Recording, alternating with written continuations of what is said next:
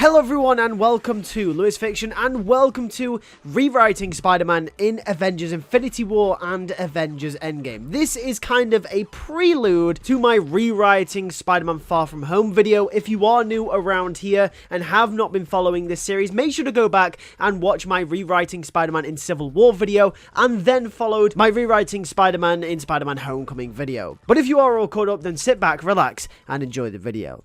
So the introduction to Spider-Man in Avengers Infinity War in my version of events is relatively the same. However, obviously, since Ned isn't a big character for my version of Peter in the MCU, then we will replace Ned with MJ. So Peter and MJ are hanging out on a school bus coming back from a field trip when Peter's attention is alerted to something in the distance. In the original version of the film, of course, Ned already knows Peter is Spider-Man and is able to help him get away without being distracted. However, in this version of events, MJ doesn't even know Peter is Spider-Man. In fact, no one in his school knows he is Spider-Man. Therefore, Peter has to be a little bit more creative of how he gets himself away from the bus. And this is when we get a little bit of foreshadowing for the future. As Peter manages to slip his mask down and escape the bus on his way to go and help Iron Man and Doctor Strange battling Ebony Maw, MJ, in all of the chaos, will actually notice Peter disappearing.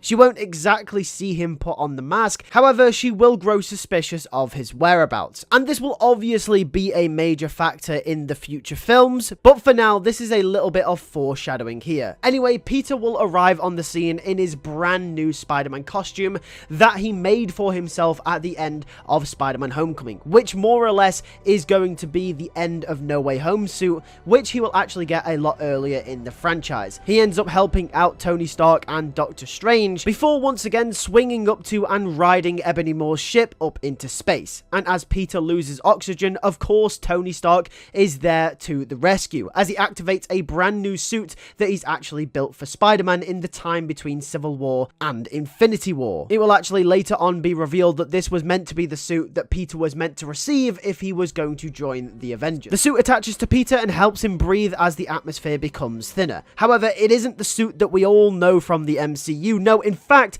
it's the actual Iron Spider suit that we know and love from the comics. One thing that I never really understood with the MCU is why they had to change the original design of the Iron Spider suit from the comics so drastically. Maybe it was so the costume wasn't confused with Iron Man since they have similar color palettes, but the Iron Spider suit from the comics is such a classic and such an iconic suit when it comes to Spider-Man. It's one of the only Spider-Man suits, probably also in the same category with the symbiote suit, that can be recognized maybe by the general public outside of massive comic book fans. So it was always really surprising to me that they never found a way to actually make this suit happen in the movies. Either way, in my version of events and in my rewrite, I'm going to be giving him the real Iron Spider suit from the comic books. Just like in the actual movie, Tony once again tells him to go home, and Peter argues back saying he's not leaving. He's not letting Doctor Strange and Tony Stark go alone. Peter may not be an Avenger, but he will argue that if there's something threatening the entirety of the existence of the Earth, then what use is he back home? Peter's main motivation in this movie is also reinforced from the arc that he had in Spider-Man Homecoming, which in my rewrite leaned more on the death of Uncle Ben. Spider-Man Homecoming showed us how much Uncle Ben actually meant to Peter,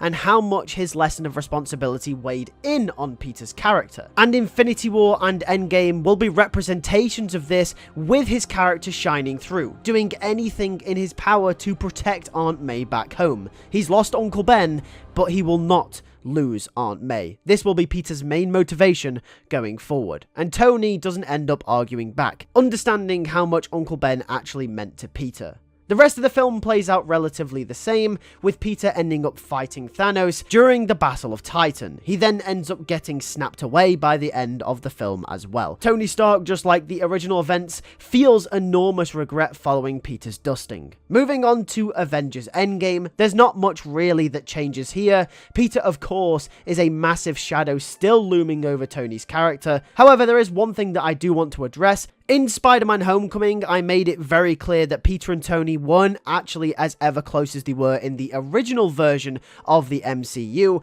However, I also want to reinforce that Tony in Avengers Endgame would still feel massive regret towards roping Peter into the Battle of Berlin, because Tony will feel like if he didn't rope him into all of this Avengers stuff, maybe he could have spent his last few moments at home with his aunt, the only family that Peter had left, and the aunt that he was so fond of protecting. And this is what Tony will feel massive regret about. The film will then play out the same as the Avengers bring back the Dusted, and the film ends with Peter returning to protect New York despite the 5 years passing. We actually get a nice scene where he returns to school and MJ is there. Instead of it being Ned that he reunites with, Peter reunites with MJ as they both embrace and give each other a hug. It's an emotional scene, giving everything we know about these two characters during Spider-Man Homecoming and both of their pasts. They were two outcasts that lost so much growing up, and it's really nice to see them finally reunite. And Peter's story in Infinity War and Endgame ends right there.